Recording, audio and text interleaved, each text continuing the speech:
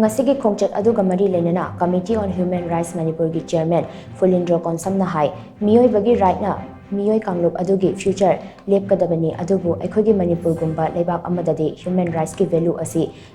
KADAIDA LEIRI ADUGA EIKHOIGI future ASINA KADOMDA CHATLI HAIBASI CHAMAMNABA PHIVAM AMADA LEIRI NGASIGI numit asi chaukhatpa leibak singdadi haraute yamna thauram pangthoknari adubu EIKHOIGI state asidadi protest rally ama oina pangthokli right to self determination is our birthright Haiba Wapham asi malem pumbana yanaraba Wapham amani adubu India gi manung chana leiriba Manipur gumba state amadadi self determination Haiba Wapham Asimak Yamna Chaoba Wahang ama Oiri India asi international human rights law gi signatory ama ojarabasu lamdam asidadi madugi tayon nabada micham miyamgi human rights maru oina right to life khongang naduna leiri self determination haibasi international law na yaba right amani India na piba natraga pidaba haibaduna tonganba wafam ama oiragasu right asigi onna tainabada leiribana auspa hairiba ek asini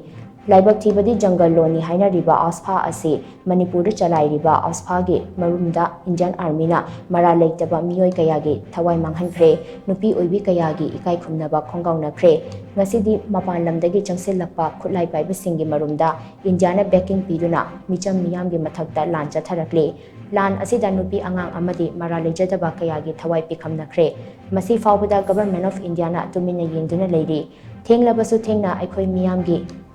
matpi kraba right sing asi fangnaba hotnabada aikhoi punna changsin minarasi haina mahangna makhatana phungdokhe samai tona aikhoi gi leiriba non state actors natraga terrorist saigadra natraga illegal immigrant saigadra natraga mercenary haigadra sumba mayamama seasonaraga ngasi civilian population da nupi angang khaktin message da nongmai kapsan ba thabok sabom da kapthorakpa adigi achau chauba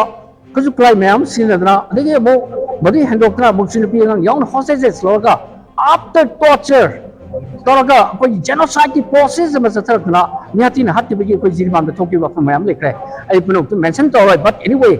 kalimba adum process ma haibadi adum khune kaung sinaraga adum matching kaung sinaraga genocide process ma lakpase it is against the international law mayam sigi ono tenabadi adna bot laiba in the government na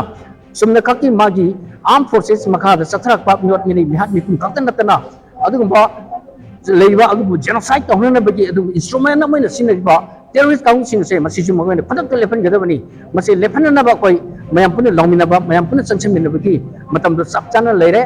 natragadi koi gi Manipur se mut thibol ne koi genocide lang da thugi tar gadi koi kangkun mutti gani